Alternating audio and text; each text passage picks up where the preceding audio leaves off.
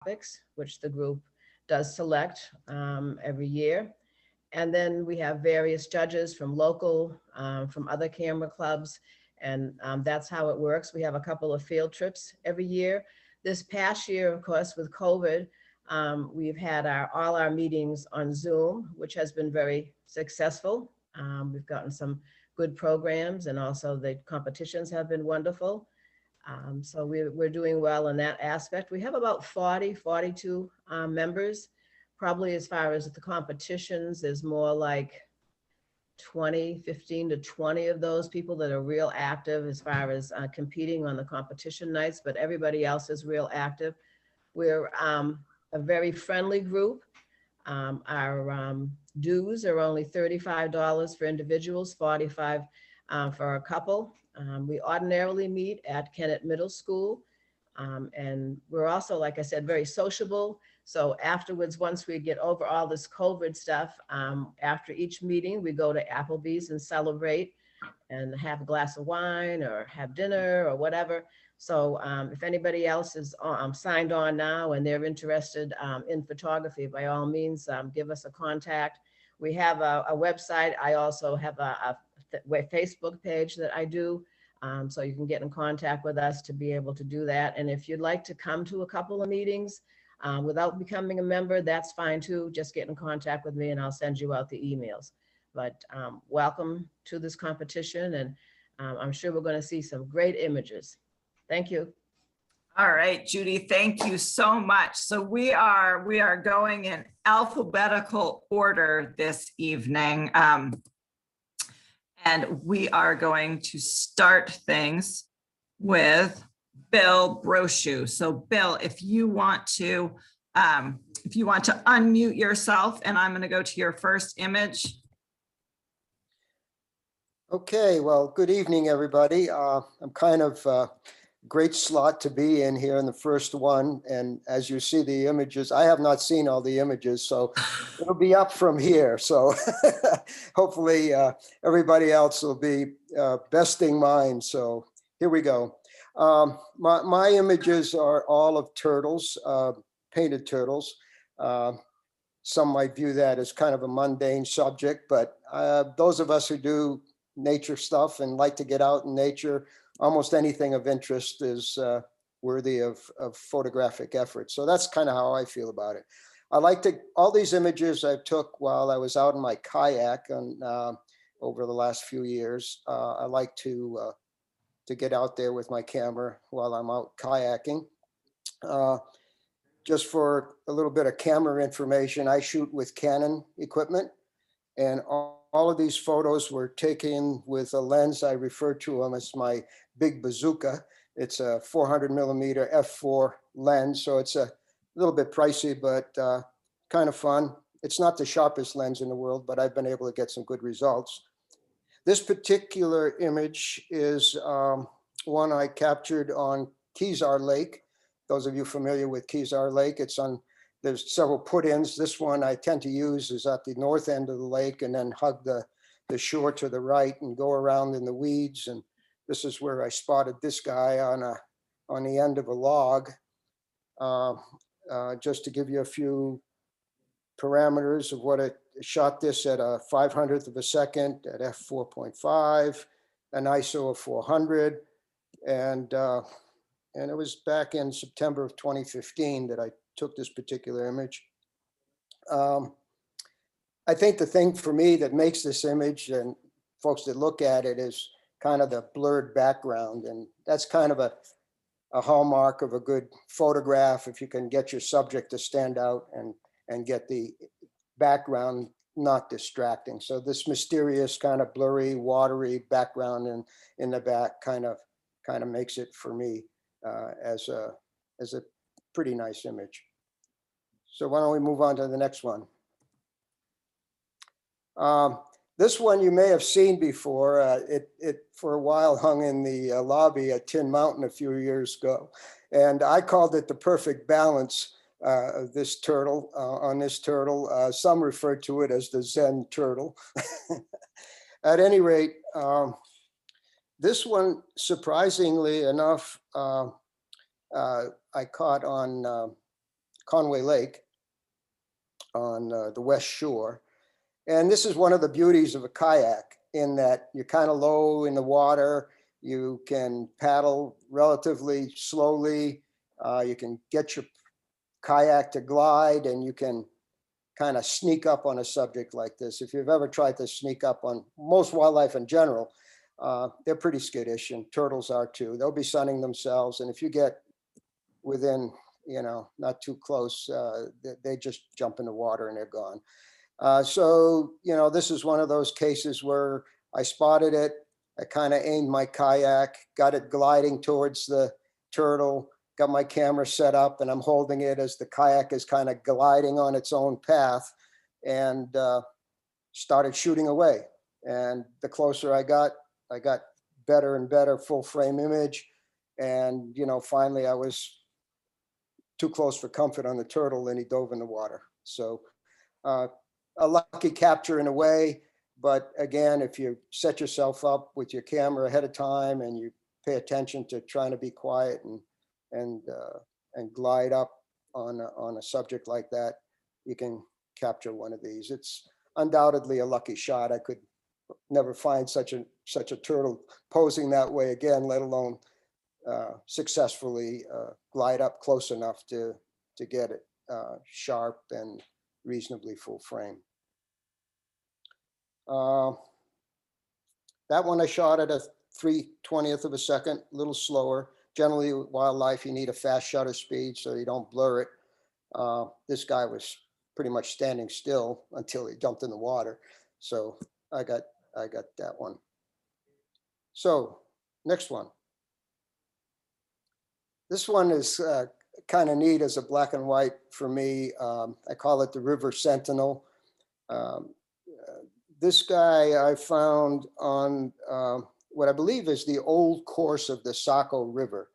Those of you who are familiar with the Hemlock Bridge in Freiburg, this is, if you approach the bridge from the Route 5 side and go down Frog Alley and down that way to the bridge, and I put in to the right of the bridge and paddled under the bridge and up to the right. This particular leg of the river flows up into Kezar Pond.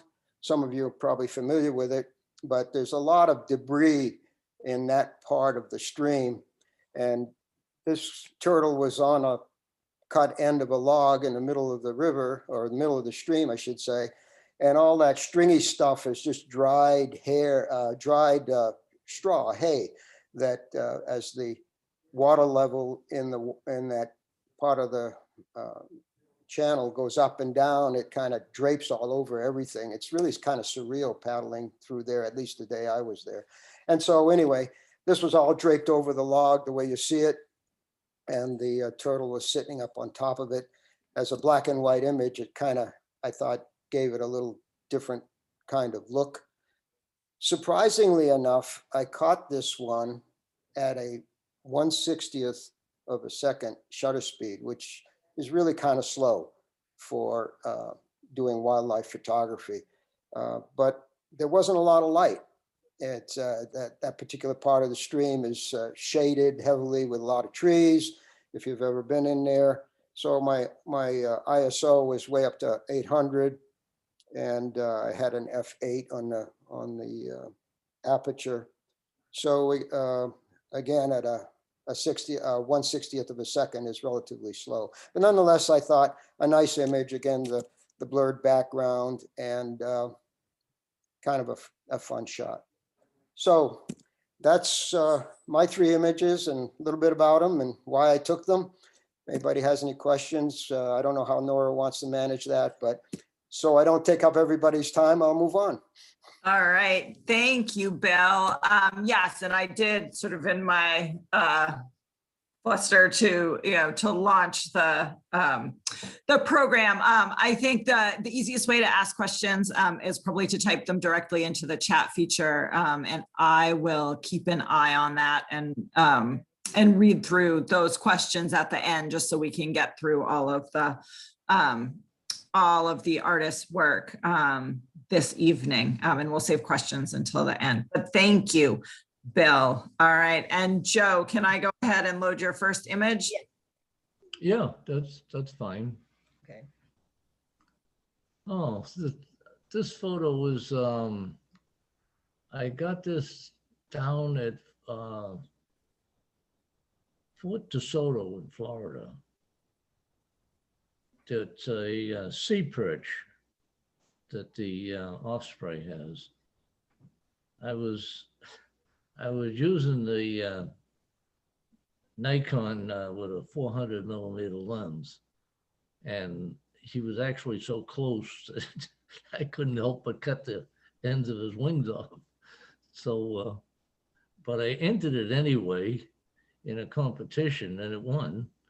So I looked at it and said, well, it wasn't a mistake. But What about the ISO? You think you had it on ISO? What did you have for an ISO? well, I always preset my ISO and my f-stops before I go out to shoot, according to what kind of a day it is, because the camera's got so much adjustability. I like using the auto features in some instances, but mainly I use the aperture priority and an ISO of about 800 to 1000. And it seems to work just fine. So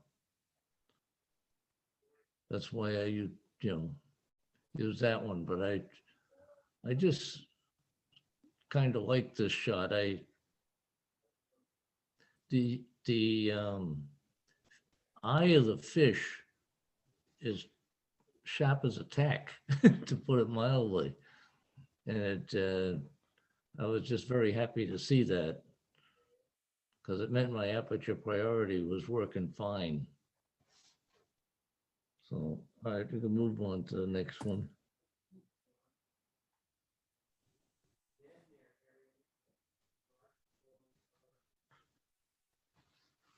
Well, this shot,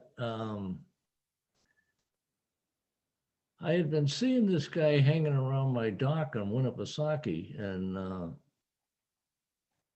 every time I'd try and get a shot of him, he didn't sit still too long. So I just kept starting to leave my camera underneath my lounge chair, so if he happened along, I'd get a shot of him, and that's what happened. One of my neighbors let out a scream and said, "Oh my God, the snake's swallowing a fish." And I said, "Don't scare him away. I'll be right there." And I couldn't believe that he has got a horn pout in his mouth. I know they're slimy and it probably slid down easier than I think, but it's like, that's a good size fish for the size of the snake. And every time I've won a ribbon with it in competition, it's always been like a third place or a second place. I've never got a first place ribbon with it, but I like the picture because it's very sharp, very distinct, and it tells a nature story. And I like a photo much better when it tells a nature story than just having a picture of like a duck sitting in the water or something. I consider that almost useless. You got to have them in flight. So it's like this one here really tells a story. So I've had a lot of fun with this picture. I really like it. But we can move on. Oh, this picture. We were hiking up in the Notch, up in Franconia Notch. Crawford Notch. Oh, Crawford Notch. Yes. That's right too. It was Crawford Notch. And we happened to run into a whole den of these things, and it was just one of those pieces of luck that we went over and sat down on the side of a banking and started shooting, and it's like I must have 1,000 fox pictures, you know? The only thing wrong was some of the pictures were so sharp and so clear that in some of them, you could see me in the fox's eye taking the picture. And when you're in a nature competition, you're not allowed to have the hand of man in the image. It'll be disqualified. So if you can see a photographer with a camera in the animal's eyes, it's no good. It won't win a competition. But What lens did you use on this one? Do you remember? oh, I used an 18-300, but I never had to really use the 300. It was so close. One of these little guys come over and climbed right over my wife's foot. It was like absolutely amazing. We just had so much fun photographing them. We'll probably never, ever get that close to a little baby fox. There were many baby, there was like 4 or 5 of them ever again. I mean, it was a once in a lifetime, true nature experience. Yeah. Okay. Well, we can move on.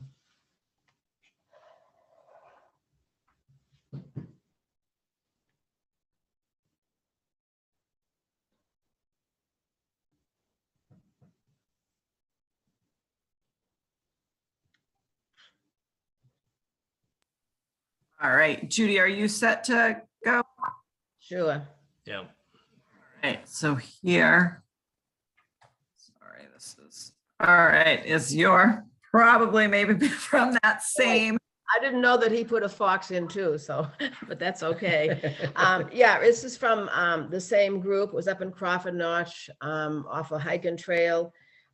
We didn't tell everybody at the time where we found this den because we were afraid to disturb them because they were really little when we first found it, and I didn't want the mother to have to keep moving them around. I didn't think that was good to do.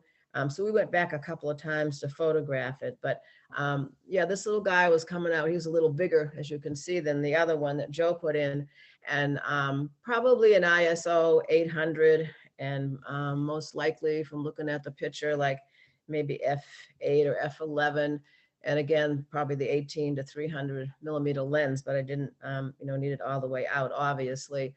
At one point, I was sitting with my legs crossed, and 2 of these foxes were rolling around and came down in front of my foot, and one of them actually got up on my foot, and the mother fox was up a little bit on the hillside, and I was really leery. I didn't know what the mother would do, but she didn't do anything. And then one of the little foxes looked up at me, and I thought, oh my God, he's going to crawl way up in my lap. I didn't, but he didn't.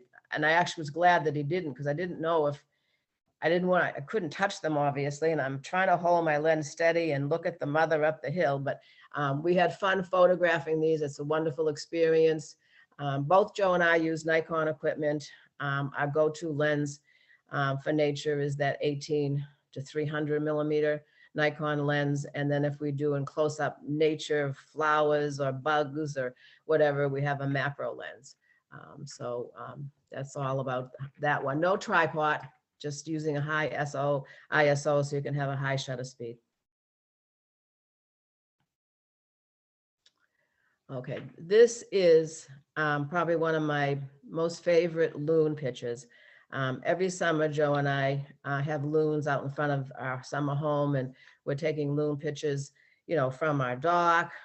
Most of the time, the best shots are from our canoe, which this was from the canoe. It was early morning, and all of a sudden, we're canoeing around a certain area that we go around another island near ours, and this guy popped up once. I took a picture, popped up again because he was way down under, took another picture, and then he swam off. So I was very fortunate because the light was beautiful, you can see the red eye, and often you can't get that real red eye. And this is just the natural color that it is. Also, you can see a little bit of the iridescent green on his neck, which you often can't see unless you get a certain type of light on that. And to me, the water droplet and the beads of water under his chin just really add something to that picture. And then the reflections in the water were just, it was just right offshore, are just green evergreen trees in the background. So it just really made for a good background. Again, probably this one, ISO 800 or 1000, that's what I usually use when I'm out in the canoe, because you've got to stop the motion of the canoe and any waves and also the objects. But a lot of our nature shots of loons, obviously, most of the best ones we've gotten are from the canoe. And then other nature shots, one advantage I think most people should try to think of when they're doing nature, if you can get at the same level, like I think a reason why I like the fox pictures that we got so much is because we could be at eye level with these baby foxes. And that's really a nice way to shoot nature images. So I guess that's all that I need to say about that. So go ahead on. Oh, I had another one. Oh, I forgot. Sorry. This is obviously, it is at a nature preserve down in Pennsylvania. And there were two fences, one where I was, and then a certain amount of space till another one. But it was all natural background, and they're all fed naturally too. They get deer carcasses, roadkill and everything else for these animals.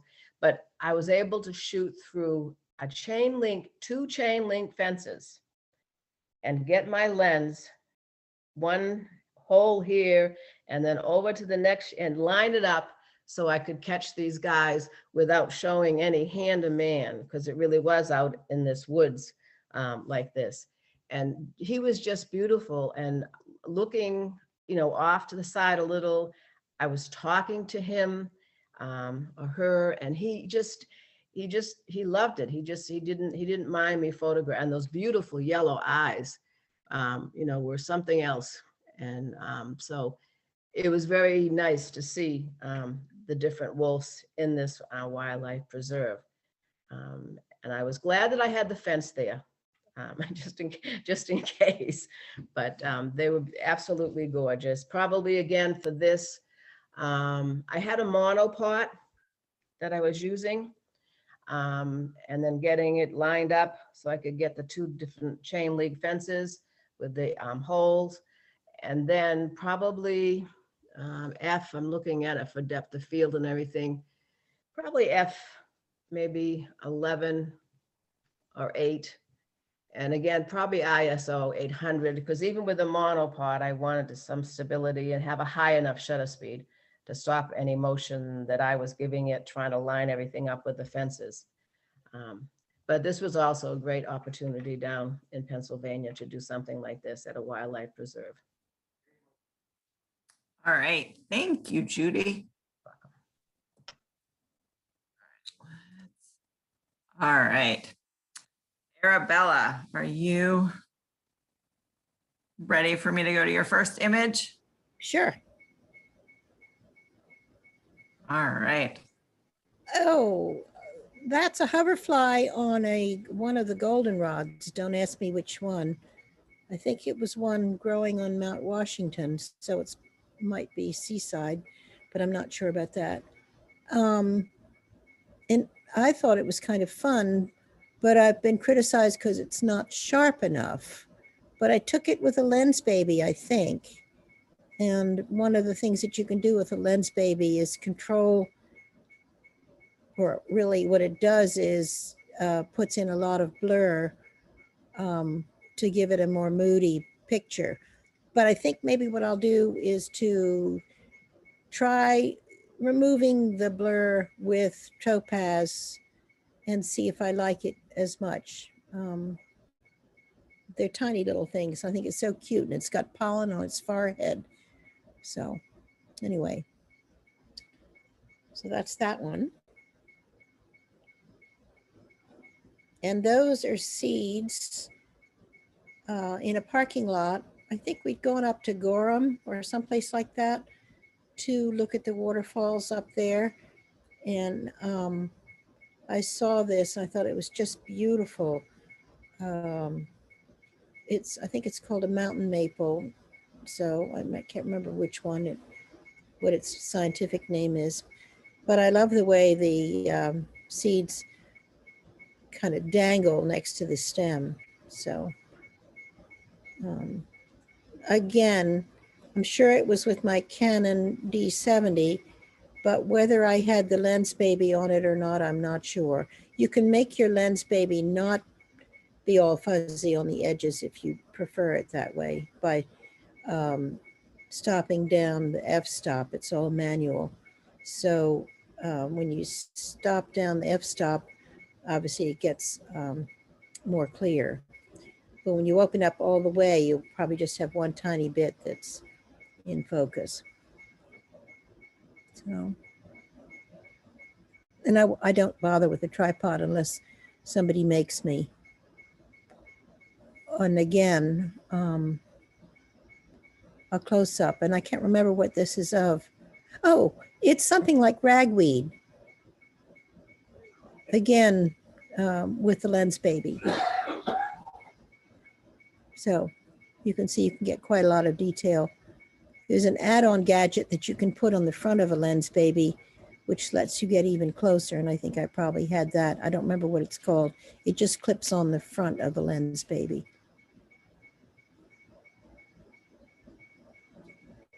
So there you are. I think that's All right. all I put in, right? Oh, one more. Oh, how about that? Well, reflections in Quincy Bog.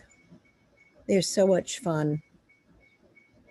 And I think I was on the wobbly bridge there when I took this from the looks of things. Needless to say, the more you weigh, the more wobbly the bridge. So I think you're done with me, aren't you? All right. Thank you so much. Oh, Thank you wait. for asking me. Yeah, it was fun. Wait, Oh my God. Arabella, I we thought have we were only one supposed to do more. 3. Oh, okay. This is on the way back from Quincy Bog across from that lovely farm where they sell the vegetables. And I just couldn't believe the colors in the fall. Of course, I was late to whatever meeting I was supposed to be going to because I stopped to take its picture. But I'm hoping to be able to go out and walk in that maybe this spring because I'm sure there are little orchids and things out in there. But I just thought it was so beautiful with the light and the colors. Again, probably with my Canon D70. All right. Thank you. Thank you. Up next, we have Jen Hohenboken. All right, Jen, can I load your first image here? In the spirit of the pandemic, and none of us could leave home, and we all had to make do with what we had, all 4 images that I entered were shot with an iPhone within about 25 feet of one of the doors of my house. So this is a common parasitic fly, apparently, Dr. Van de Poel tells me. And it is on some of spirea at my house. And I just liked it because I tend to love macro images. And I bought this little $100 clip-on lens for my iPhone.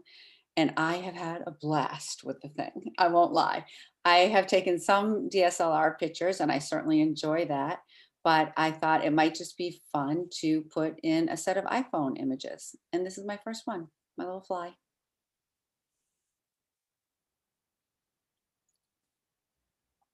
This little guy was on my front doormat, and I believe it is a gypsy moth. I thought it was kind of cute. It has a little bat-like nose, and it just pleased me. You can go ahead. And this is a red-legged grasshopper. This one was the farthest away from the actual house. It was down in my field on a dahlia. So I just liked the light and I liked the diagonal lines and just the sharpness of that little clip-on lens in the eye. I don't know if you guys can see the actual eye of that grasshopper, but you can see the pupil. You can see all these other beautiful shades around the eye. So I just enjoyed the colors, and summer will come. Yeah. Go ahead on to the next one. And my last image is, I have been trying to do a lot of native plants at my house, and it has certainly brought out the native pollinators. So I have hundreds and hundreds of these guys. I believe this specimen is a great golden digger wasp. They're solitary bees, so they're not really defensive or anything. They're big and they're everywhere and they're around. And this guy was really happy on my plantation mint. So that's what goes on at my house in the summer. All right, thanks, Jen. And did you say you took all 4 of these images with your iPhone? Yeah, my iPhone with my little clip-on macro lens. So it's made by Moment. I've tried many of them that do not work as well and are really quite disappointing. But this one particular one is an extremely sharp 90-degree screw-on lens for your iPhone, and you can just have all kinds of fun. All right, wonderful. Thank you. Up next, we have John Keeter. All right, John, if you want to unmute yourself, I'm going to Okay. load your first image. Okay, most folks, I guess, know that I'm passionate about taking bird photography. However, my real passion is reptiles and amphibians. This is a black racer, and it's one of the faster snakes. And I know, as Judy said before in her presentation, the most important thing taking a picture of any kind of wildlife is getting down on their eye level.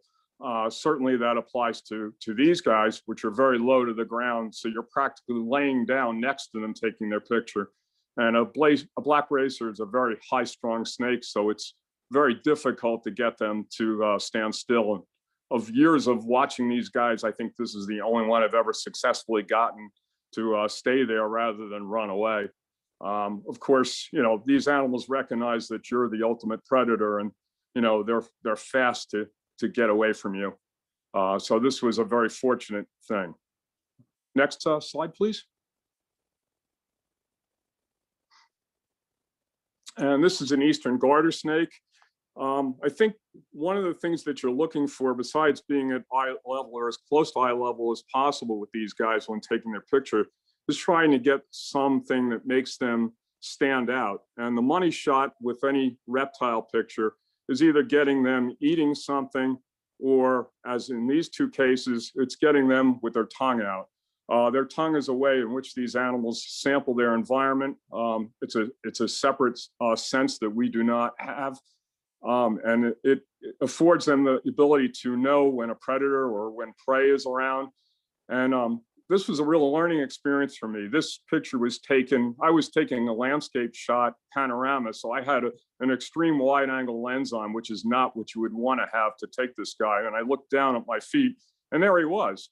So in order to get close enough to use the wide angle to get a fill the frame up, I was literally about 12 inches away, and I couldn't believe that he was friendly enough to stay there. At any rate, my Canon camera has the ability to take pictures at 10 shots per second.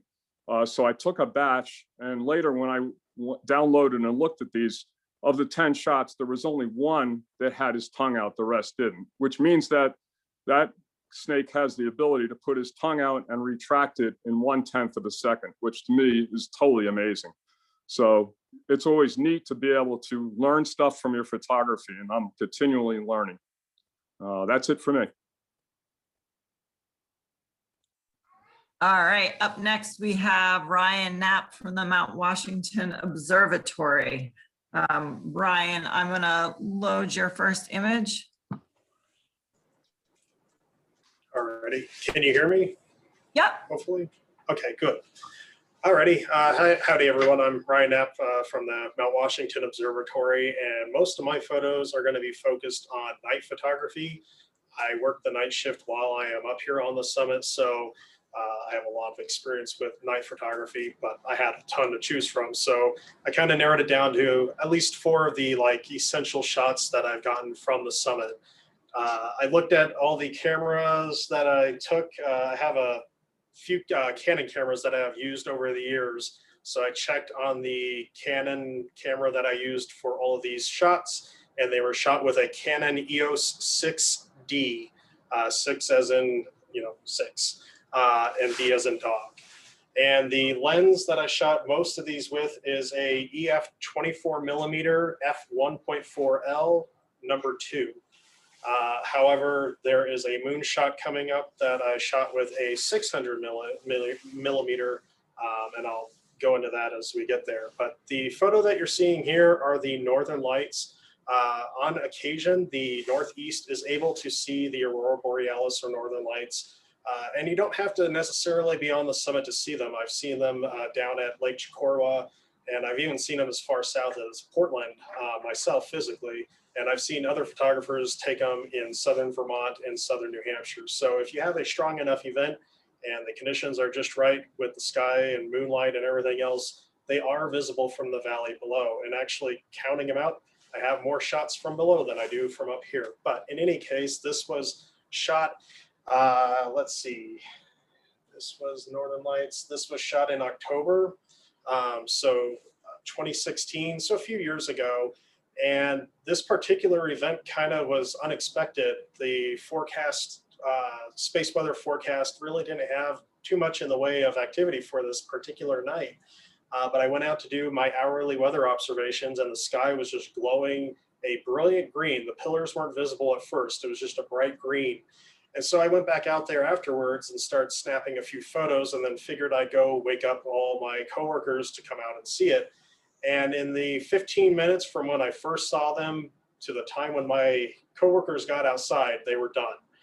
So sometimes they are a quick burst of energy, and sometimes they are slow moving throughout the night kind of energy. So in this particular event, it was a quick burst of activity. The ISO for this one was 1600. The f-stop was f2.8. And I did a 20-second exposure, which is the longest exposure I can do with that particular width of lens before I start getting star trails, which are those little tails that you would get on the stars in the shot. I do normally shoot more currently with a 15mm, which can let me go up to upwards of 35 seconds.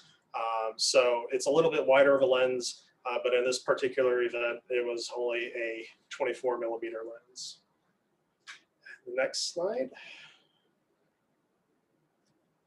So what you're seeing here is what's called a lunar fog bow. So rainbows are caused by rain droplets, and fog bows are caused by the droplets that make up fog. Fog droplets are nanoscopic, so very, very small, but they are large enough that at times, if you have a bright enough light source, they actually can refract the light and cause rainbows to occur. Normally, when you would see a fog bow is during sunrises or sunsets, when the sun is low to the horizon and you might still have some morning mist or some afternoon mist after a rainstorm particularly. But in this occasion, the summit is in the fog over 60% of the year, so we see a lot of fog up here. And in this circumstance, the fog just enough to allow the light of a full moon to start being refracted through the water droplets that were present in the fog that was up here. Now, normally the water droplets are so small that the light coming out on the other side actually cancels itself out. And what you are resulting with is a almost white rainbow. And so a lot of people think that it's just a white rainbow, but in reality, it's just a rainbow devoid of color. But in this particular case, the water droplets were large enough that a little bit of refraction and color spreading out was allowed. And you can kind of see the Roy G. Biv kind of spectrum of the rainbow present from this. So this is all just fog light, moonlight being shown through fog, casting a rainbow over the summit side. The next slide. So in this particular picture, this was taken from our south side looking down towards the southern presidentials, which you can see in the lower left-hand corner, there's a little bit of light.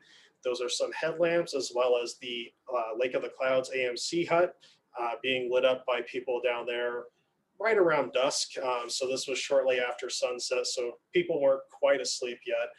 And then we had a few people that were moving across the presidential range doing a Prezi traverse. A lot of people do Prezi traverses in the overnight hours during the summertime because there are smaller crowds as well as cooler weather, and the weather is conducive for it. So a lot of times you'll see headlamps just bobbing along, and in this case you can see one over on Mount Pierce kind of in the distance, but this is looking down towards the southern Prezis and then across towards Mount Lafayette. And I set a timer for 10 seconds and ran over there and got in the shot, and essentially it's a glorified selfie. But in this particular case, we had views of the Milky Way, and we get some pretty good views in most of the year, but during the summertime is when you get to see the heart of the Milky Way, or the densest part of the Milky Way that everybody likes to photograph. So in this particular case, the image that you see is an ISO of 5000. It was a 20-second exposure with an f2.8. And then you might also see a green tint to the sky. This isn't aurora. This is what's called air glow. The atmosphere actually glows a slight green tint. If humans didn't exist, the atmosphere would still glow green at night. And this is basically decomposition and a bunch of other gas off from the surface of the Earth that is actually interacting with our atmosphere and is causing electrons and neutrons and everything else to kind of expel and rebound and everything else. And that activity causes this light green tint to the atmosphere. Sometimes it's easily visible to the naked eye, as was in this particular case, and other times you can barely even see it, or you don't see it at all. So it just kind of varies, but it is something to look for if you ever are taking a night shot. If you do come across an image that is particularly green, first off, don't assume that it's the Northern Lights, but also know that it is supposed to be there and that the atmosphere does put off a slight tint of green most nights. And then the last shot I took and submitted is a time sequence of a lunar eclipse that occurred back in 2019. This was during the Wolf Moon, which I think is fall, if I remember right. But in this particular case, it was, again, using a Canon 60D, a Canon 6D with a Tamron 150 to 600 millimeter lens. And this was zoomed all the way out to 600 millimeter with an f8. And actually shooting the moon is almost the opposite of what you shoot most night shots with. So instead of long exposure with a wide aperture, you're actually doing a small aperture with a short exposure. And the reason why is because the moon is so bright, and in relation to Earth's rotation, as you are zoomed in, it goes by really quickly. So you actually are almost shooting it with a fraction of a second shutter speed. However, when you're doing a lunar eclipse like this, it's kind of a blend of both, because when you're starting off and ending, you're having a bright full moon that you're having to shoot. Whereas when it's in the middle, it's almost completely black or a dark, blood red that you have to get. So you actually have to adjust your ISO and increase your shutter speeds just a little bit as you're shooting towards the full eclipse. And then as it exits again, you're adjusting everything back down to take into account that brighter moonlight. And what's interesting with these particular shots, the composition of that red that you see on the moon, atmospheric scientists can actually look and analyze that, not particularly with this photo, but with more high res, really zoomed in type photography. And they can actually get the composition of the atmosphere based on the coloration of the moon during total eclipses. So if it's particularly one color or skewed towards one way, it could mean there's more forest fire smoke or volcanic ash or air pollution or other elements that are occurring not only locally, but also globally. So it's a lot of science going on in the background for some individuals that might be studying the atmospheric composition. So, and with that, I will leave it to the next individual. All right, thank you, Ryan. Up next, we have Karen Lord. So Karen, if you want to unmute yourself, I did. I will pull up your first image. Okay, I'm very fortunate to have a 10-acre beaver pond on our property that is only accessible by foot. And this beaver pond has a heron rookery on it. So what you're seeing here is an overview. Yep, you can go to the next one.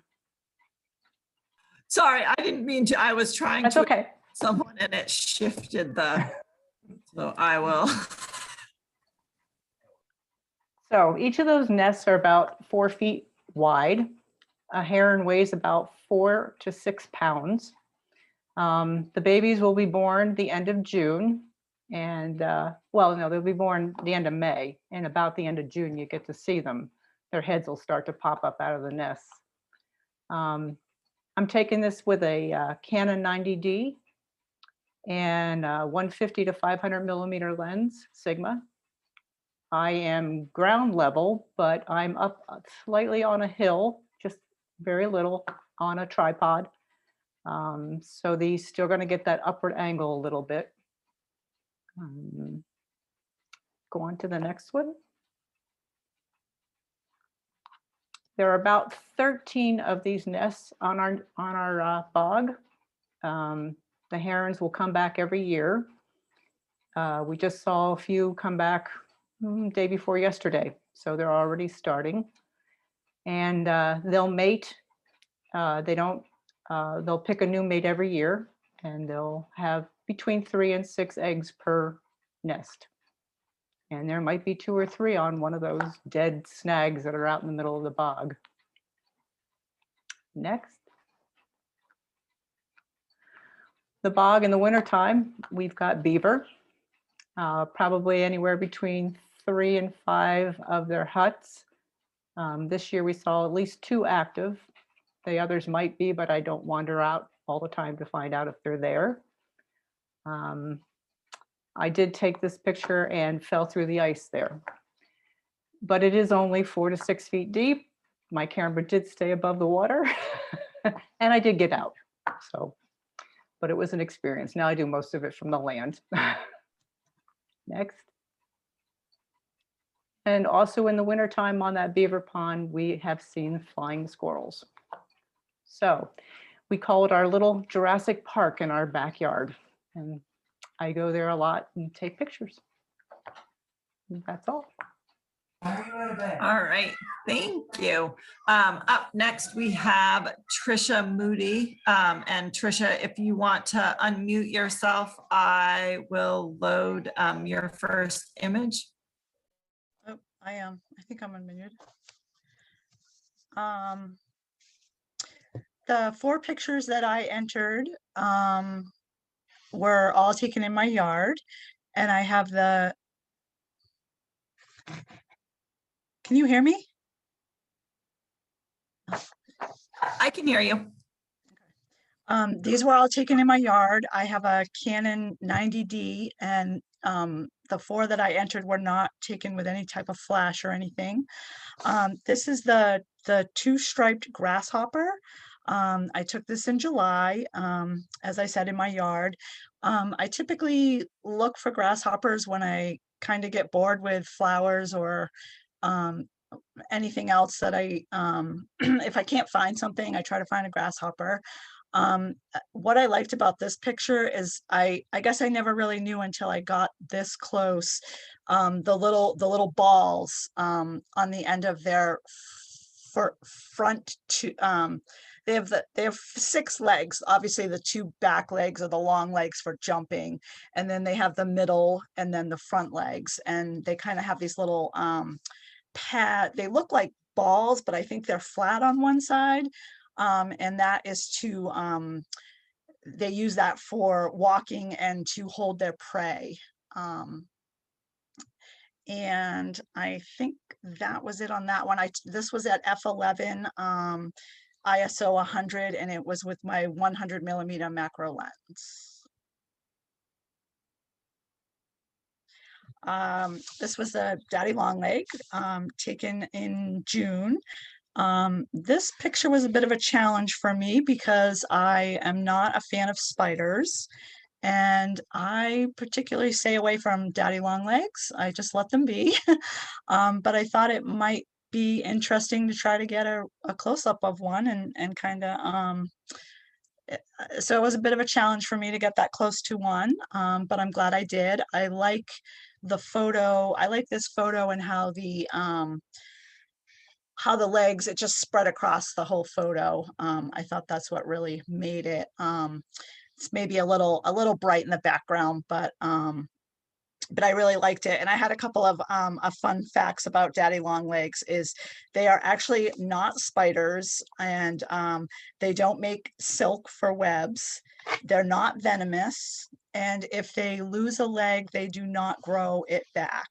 I guess that's sort of a myth that some people think that when they lose a leg, it grows back, but it does not. And they are found on every continent except Antarctica. And this was taken at F18. The ISO was 5,000. It seems a little high to me. I tend to use auto ISO, so that's probably why. And it was at 135 millimeter, and I believe I had a macro extension tube on that. And you can go to the next one. This is a clear wing hummingbird moth. And I took this in August when the butterfly bush is usually in bloom. They really love the butterfly bush and the bee balm. The clear wing is the most common of the hummingbird moths. It has an olive back and a red and brown abdomen and pale legs. There is another kind of hummingbird moth. It's called a snowberry clearwing, and it looks very similar. And I do have pictures of that that I've taken before as well. And it's yellow. It's yellow and black with black eyes. And that's kind of how you can tell the difference. But these are very hard to capture. They move really quickly. So I've been shooting them for a few years now, and this is probably the clearest shot I've ever gotten of one. This was taken at f6.3, ISO at 6400, and it was at 500 millimeters with my Tamron 150 to 600 lens. And I was using a tripod with a gimbal head on it, which I just acquired last summer. So I think that helped to step up the game a little bit. And the next one. This is an annual cicada. And I came outside one morning and this creature was on my deck. When I first saw it, it wasn't moving. I kind of thought it was dead at first. And but anyway, it was something I had never seen in my life before. So go get the camera. And he then started moving around a little bit. And I just got, probably 20, 30 photos of it. And then when I left and came back, he was gone. So he obviously was quite alive and got where he needed to be. But there is another kind of cicada, and they, from what research I've done, they only come out once every 13 to 17 years. And I hear that they're a little more common down in the southern states. I've heard people say when they come out, it's crazy. So these guys, the annuals, this guy here, they only have a lifespan of 2 to 5 years. And they're also called a dog day cicada because they come out during the dog days of summer. This was taken in August. And their colors are excellent camouflage for the trees, which is where they inhabit. So this was taken at f20 with an ISO of 6400. Again, got to get off that auto ISO, and that was taken with my 100 millimeter macro lens. And that's it. All right, thank you, Trisha. Up next, we have Carl. So Carl, if you want to unmute yourself, I will bring up your first image. Okay. This picture, Bohemian Waxwing. Sue and I were riding through town, and I noticed a flock of birds fly down the old CVS. And we stopped the car, and I ran over to the tree, to the crabapple tree. It was right next to the store. And there were probably 30, 40 of these in the tree. And I didn't have,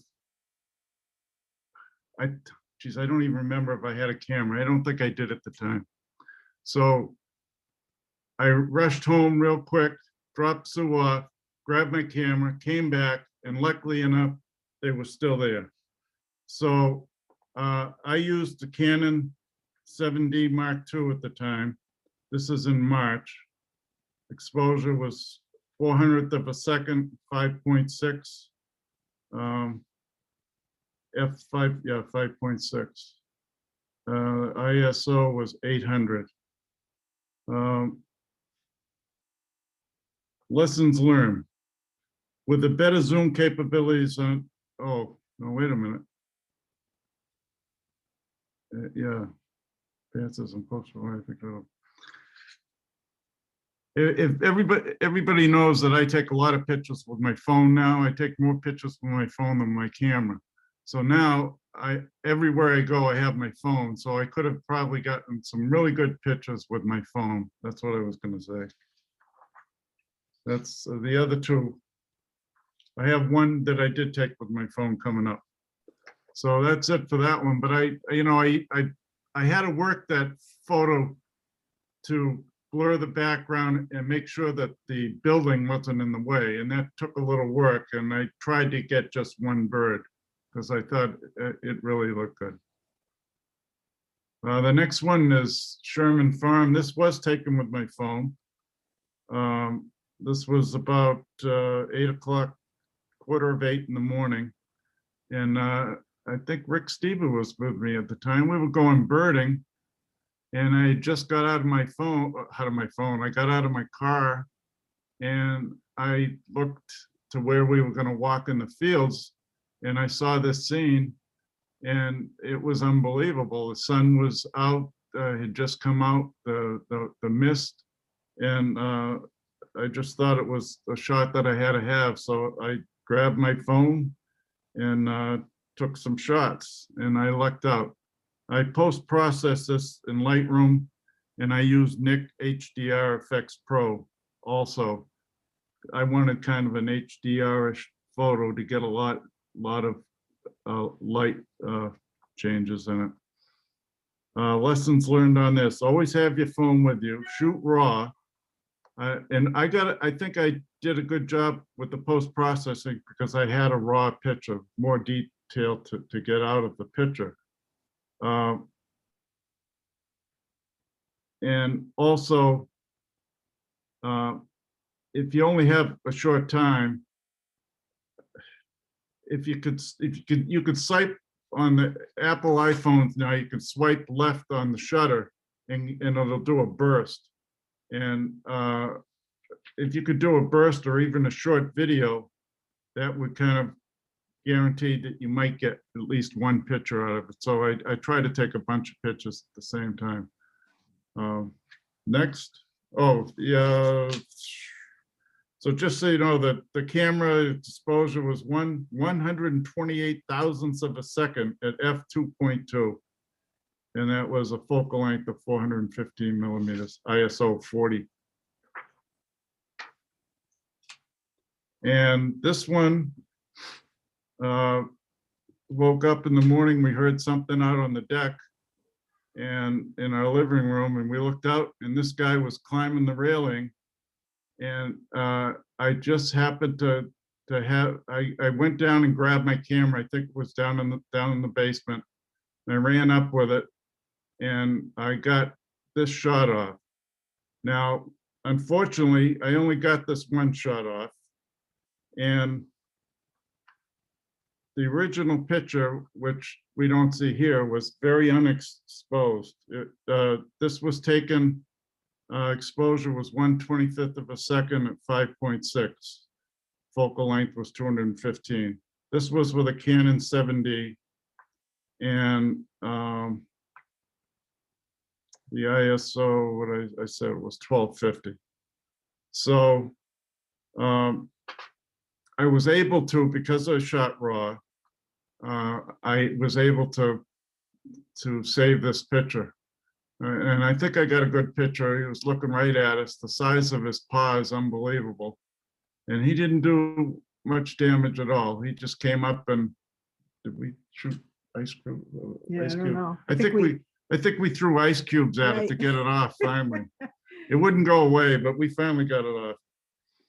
But I thought that was a cool shot. Lessons learned. Keep a camera next to the deck window. So now I try to keep a camera right up in my living room so I don't have to run down. And the other thing, and I tell people this all the time, and I didn't in this case, if you have a DSLR, when you just before you shut it off, put it on auto. So if you pick the camera up and you got to take a picture real quick, just take a shot. Then if you have more time, you can get your settings right. But at least you have a better shot at getting the camera first time. So that's it for mine. All right, thank you, Carl. Yep. Rick, you are up next, sir, and I'm gonna load your first image if you want to unmute yourself. Okay, do you hear me now? I can. Okay. Well, first of all, hats off to Carl File, who helped me with this image. I am a birder much more than I am a photographer. And what I really like about the combination is that you get an opportunity to understand birds at a much more detailed level when you get home afterwards and process the pictures. One thing I enjoy is attempting to take pictures of birds in flight. And one of the hardest things that there is to do is to capture pictures of swallows because they're so fast and they're just difficult to get pictures of. So I was real pleased with this tree swallow when I got home, and rest assured, this picture was not taken intentionally. You get home and, you know, the pictures pop up on your computer and every once in a while you get a really, really nice surprise. And this is one of the nicer surprises I think I've experienced in terms of bird photography. So I call it bug for breakfast. I think that's a small B. And it was fortunate to be able to just capture this moment. So that's the real fun of it. I do this because it's fun. So that's it.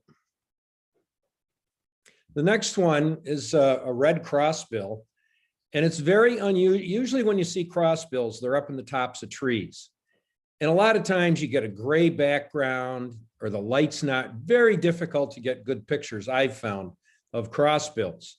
And a few months ago, I was at Salisbury Beach with Joe Scott, and we were fortunate because there were some red crossbills. It was stated earlier, you really ideally want to be at eye level with your subject. And this guy happened to be about at eye level. And not only that, but I was very fortunate, just one of those unusual circumstances where you have an opportunity to be close to the object. And so you're able to capture some finer detail. And you can see very clearly in this picture why this species is called a crossbill, because they feed on primarily pine cone seeds, and their bill has been adapted to enable them to be expert at prying open pine cones and getting their food. So this was I think just a really great example of having a unique opportunity. Others have spoken of these opportunities like John did with that snake with its tongue out for 1/10 of a second. I was glad that this bird hung around so that I could pick up some nice shots. So red crossbill with his adaptation exhibited. Now here's one that I thought was just fun. Once again, capturing a unique moment. I was down in the Keys in Florida, and I was actually wanting to take pictures of pelicans. And as you know, probably pelicans like to fly in formation. So I thought, oh, good, I'll get a nice shot of some pelicans. So here they come. I get the camera up, I got to take a few pictures. And when I got back, there's a magnificent frigate bird who looks like he's in formation with the pelicans. So actually the pelicans are at the same altitude, and the frigate bird was flying higher than the pelicans, but I always really appreciated this because I had an opportunity to capture two species in one frame, and they all came out rather well. So again, I'm not going to impress anybody with my photographic skills. I just get lucky every once in a while and get some bird pictures that I like. So here you go. One thing I try to do though is to shoot it faster. One thing I've learned, I would say, is to try to use faster and faster shutter speeds. So I think I started out shooting around a 1/1250th of a second, and I've moved up to try to capture in 2500th to 4000th of a second to stop the bird and also get a good detail in the shots. So those are my comments. All right, Rick, thank you for that. Bill, if you want to unmute yourself, I'm gonna pull up your first image. Okay, hopefully you can hear me. Yep, I can, your sound is coming through. I took this picture last summer in July, and this was taken from the bridge, Fowler Mill Road, that everybody knows, and of course that's Mount Chicora. And that is the comment we had last year, Neil Wise, I guess, if I'm saying that right. I really had a lot of fun taking this picture. First off, if you want to take a night picture, the biggest problem you have is getting off your duff and going out. But fortunately, this was shot right after dusk, and you can see the sun still going down. But the glow over in the corner, it happens to be North Conway, or Conway anyway. This was a time exposure, and you really don't need to spend a whole lot of money on lenses, although I've just upgraded to a better one, I hope. But this is the cheapest lens that Nikon makes. It's a DX lens. It's a 35mm f1.8, and you can pick it up on Amazon for probably around 150 bucks. So it's a real bargain, and I use it a lot because it's light, easy to carry around. The picture was taken at 15-second exposure, which is what that lens tells you to shoot at. f2.2, and the ISO was 1250. I didn't stack the image. This is one shot. And there are, if you look at it closely, there are some star trails. But I specifically wanted the comet in motion. And another reason it was so much fun to take those pictures is I was not alone that evening. There was at least maybe 30 to 40 other photographers in and around the bridge. And we had a ball sharing information, and I ended up making a good friend that we talk to once in a while on Instagram. So it's a ball. So it's just another reason to get out there and shoot. Move on, that's enough. This was taken at Hampton or Rye, I'm not really sure. And it was just one of those evenings. The sky went crazy. And my son lives in Hampton, and I'm always late because I take the coastal road. You know, if I tell him I'm going to be there for dinner, I will be late because I'll take Route 1A. And generally, I will stop and take a few pictures. And that night, the sky was on fire. I probably, it didn't make a whole lot of difference which way you were looking. It was just amazing. And there again, I think this was shot with that 35mm lens. It was shot at Hampton, and it was shot at 125 second f5.6 ISO 100. And that's enough. You move on to the next one. Okay, this is right in my backyard. That's Silver Lake. And it was another one of those evenings that it was just unbelievable. The sky went crazy. That was taken in December, I think it was December 1st this year, or last year. And I was walking my dog up on the railroad tracks in Silver Lake, and a friend of mine who was a fellow photographer, you probably know him, you probably know Rick Davidson, my good friend. And my phone rang, and he said, "Bill, are you out?" And I go, "Yeah." He said, "Well, look at the sky, look at the sky. It's just going crazy." And yeah, it was. I hadn't really noticed, because if you've ever tried to take a photograph with your attached to a dog, then you know it's not really a good thing to do. But on the way back, I took some pictures there along the tracks, but on the way back, this is a little bridge there. I'm not sure what the route number is, but it's looking down Silver Lake. And that night was another one of those nights that the sky was just unbelievable. That was shot at 1/125th of a second, f9, ISO 100. And again, it was that little lens, that 35mm lens. And again, the reason I had it on, because it is light and I was walking the dog and I didn't want to carry a big lens around and weight the camera down. I use that a lot. I have a Nikon, it's a D7200. It's considered to be an intermediate camera in the Nikon line, and it works for me. And so that's my story. All right, thank you so much, Bill. Up next, we have Joe, who I believe has entered back into the meeting. Is that correct? I'm here. All right, perfect. I am going to pull up your first image. If I recall correctly, way back when, the idea was to kind of talk a little bit about pick a place that you can go visit to, get over this whole COVID thing and get everybody back outside. And obviously Ryan talked a fair bit about Mount Washington, but I picked a handful of images up in the Alpine zone. And this is a friend of mine, Brian Johnston, and we ended up climbing up Huntington Ravine. But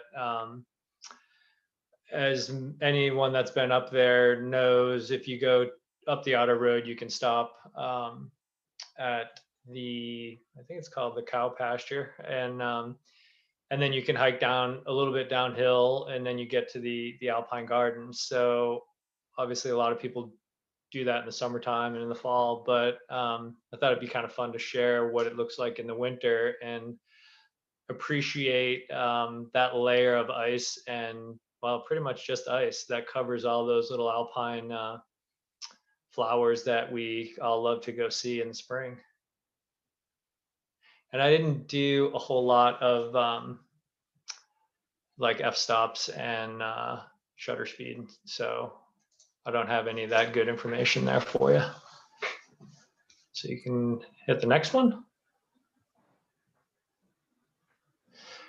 The last handful of years, I've worked with the White Mountain Trail Collective and just kind of documenting and photographing the work that they've been doing on trail maintenance and kind of rebuilding a lot of the trails that we have in the area. And this is taken up on kind of just a little ways from Lake of the Clouds, but it's the bypass that goes around Mount Monroe. And if you've ever been up there, it's kind of a neat, sort of unique for the White Mountains, because it does have this kind of soft, sandy, gravelly pathway, which is vastly different than most of the trails that we have. And some of the work that they're doing up there and throughout the trails is trying to build scree walls and build other forms of kind of corralling people to stay on the trail to protect all of those. I think there's 5 different species of alpine flowers that are just in the alpine zone in the White Mountains. So this is, I think, the little green leaves that look like little coffee beans. That's a alpine azalea. And then the flowering part, I'm not exactly sure. I think that's actually a different species, but it's pretty. I think what's interesting about this picture is just to look at how many people have walked on that trail and how much it's gone from the original elevation down to where it is now. So the next one.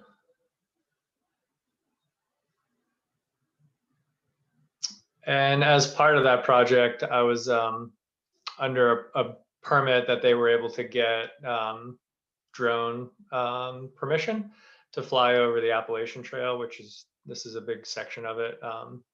This is actually probably at about 300 or 400 feet above just south of Mount Monroe, but it's a still image from a drone, and pretty unique, I think, as far as, if you don't have an airplane flying over the White Mountains. But I think the other kind of neat part about it is to see all the little threads of trails that run through from Mount Monroe all the way south down to Crawford Notch. And you can also see the different types of greenery and vegetation that are growing up in that alpine zone. And next one. And this was part of a project for the Appalachian Mountain Club in conjunction with National Geographic, and they were able to get funding from National Geographic to do a few short videos about the Northeast Alpine Flower Watch. And so we spent a bunch of time in the spring where these Diapensia are blossoming right here. So we spent a bunch of time up there filming and creating still images. And one of the neat parts about that project was that we put together a time lapse just off the Otter Road. I can't remember exactly how high up, but it wasn't too far above tree line. But we set up a time lapse that ran from May to December, and the idea was to get that whole process of the flowers coming out from under the snow, blossoming, dropping their blossoms, the fruit coming out, which is hard to believe. A little fruit will actually come out of these little tiny plants, and then that wilts away, and then they eventually turn. The Diapensia turns that bottom left corner. You can see there's a little bit of a purple shade to it. So they end up turning purple in the fall, and then they kind of go back into hibernation through the winter. And that you can find, I think, somewhere on the AMC site. I'm not sure where that time lapse lives now, but it's kind of fun to watch. And I'm not sure if there's one more, if that's it. Oh. Yeah, and during that project and travels up in the Alpine, I've sort of become a little bit of an advocate for people to stay on the trail and stay off the vegetation. And this is kind of a direct consequence of people walking on Diapensia. You can see this kind of what the inside of that plant looks like. So the right-hand one is a healthy one, and the left-hand one has been, I'm assuming, stepped on, but maybe it was something else. But it gives you a kind of a cross-sectional view of what those plants look like and how we impact them by walking on them.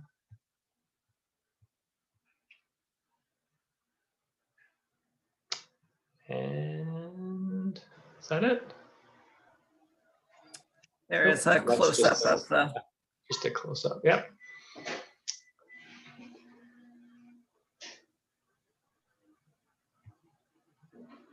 Not much to add to that.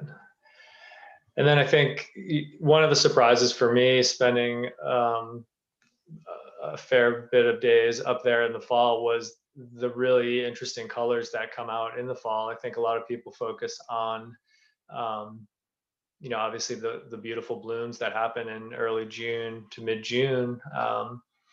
But boy, in late August, September and into October, it really creates a whole blanket of different colors that are just as beautiful. And this is, I don't know what the yellow foliage is, but in the dark purple, almost black mound in the back is Diapensia, and those little vertical stubs sticking out are what the fruit looks like. And then once it goes to seed, that's kind of what's left over. And then those, I think, pretty much all get kind of wiped out over the winter, and then start the process over again. But if you do get a chance, I'm sure everyone clamors around the maple trees and all the beautiful foliage that we have down in the valleys. But I think it's definitely worth going up there to explore some of the alpine in that early fall if you get a chance.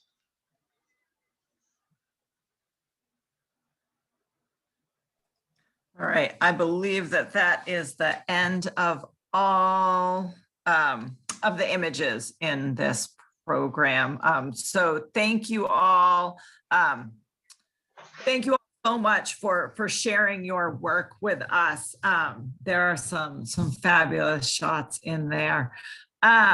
If anyone at this point, if anyone has a question for any of our artists, you can type it into the chat feature, or probably at this point, it's easiest just to unmute yourself and ask those questions directly. Oh, there was one question. Sorry, I'm going through the questions now that came through the chat feature. So one of these, and Ryan, I don't know if, yes, I can see you still there. What was the exposure time on your Fogbow image? So for that particular image, my Fogbow was taken at 30 seconds. However, the reason why it was so long was my ISO for that particular event was 100. So it was a really low ISO with a really long exposure. So if I had boosted up the ISO a little bit more, it could have been anywhere shorter. But I wasn't as concerned with star trails in that particular image because the moon was washing out pretty much everything in the background. So the reason I went low ISO and long exposure was to draw out the colors a little bit better. All right. The colors were quite interesting, trying to figure out how you got there. So another question that had come in, and I don't know, I know Carl, you mentioned post-processing, but there's a question asking if, if anyone does post-process the images as well as if they are cropped. So I don't know if any of you want to tackle the sort of the post production side of things. I think, okay, I think, Go ahead. I'm not exactly sure what's being asked, but I mean, all of the pictures that I take, first of all, they're with a crop sensor. It's not a full frame camera. I try to get what I'm shooting in the picture, but 9 times out of 10, I end up cropping the picture. So they are cropped pictures, most of them. More for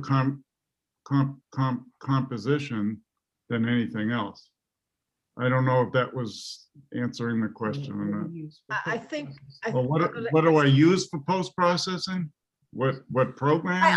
It's unclear. It was just asked, I think, and this was asked earlier on, in the presentation. Clarify, because I asked the question. I'm just curious. Sure. I'm just curious where you're all such great photographers. Are you all using like Lightroom to post-process? You're shooting everything in RAW and you're post-processing everything and cropping it. None of Photoshop or Lightroom, yes. Okay, and I think it was Carl said he was using a cell phone. Was it Carl? And you're shooting that in RAW? I didn't know you could shoot a cell phone in RAW. Yes. You can? Yes. Okay. And Jen, all your pictures were shot in RAW, I assume? Jen Hohenboken?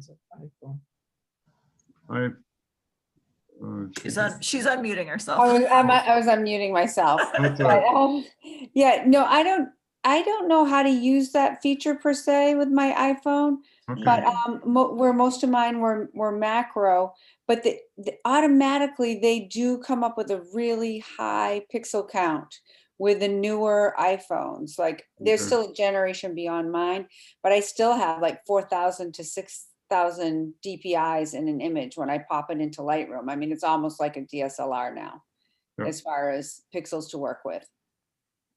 So maybe it just got to RAW. Arabella, you have something? Yeah, I'm not as good a photographer as the rest of you all are. So quite often after I'm through, cropping and leveling off my pictures in Lightroom, I'll airdrop them to my phone and use the apps on my phone and then put them back into on my That's- on my Good luck. laptop. Yeah. So Because Kyle, I have an Android. I don't think I can take my images on RAW on my Yeah, you phone. can. Well, yeah, it depends on the program, the camera program that you're using. If it's the native program to the phone, sometimes they only take JPEGs. Yeah, it's But there JPEG. are other camera apps out there that will take RAW. Oh, okay. All right. Jen, I have a question for you or for anyone else in shooting macro. Now, I know you said you had put that, put the little lens on your phone, but how far away from, those pollinators were you on most of those images? about an inch. So Okay, you so- have to have a steady hand. Oh, yeah, 1 inch. Okay. So you have a steady hand and a lot of patience.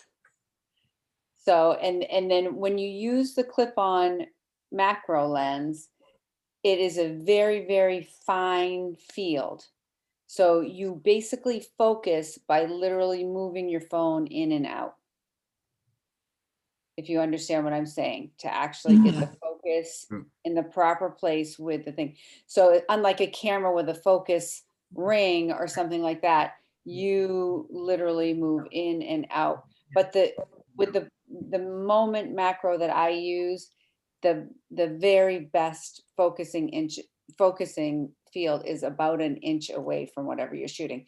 So the problem is you can't shoot big things with a macro lens. Like I've done competition images involving my daughter's cat and all these other things, which you can do with normal macro lenses, but this is literally just for probably flowers and insects. Jen, don't you find that with getting just an inch away from something, sometimes it's hard to, they move, they want to get out of your way. They don't want Oh you yeah. there. Oh no. I have thousands of horrible photos. So don't we all, though. Chasing insects around your yard. Yeah, you're not alone in that, Jen. Not alone in that. The delete button is my friend.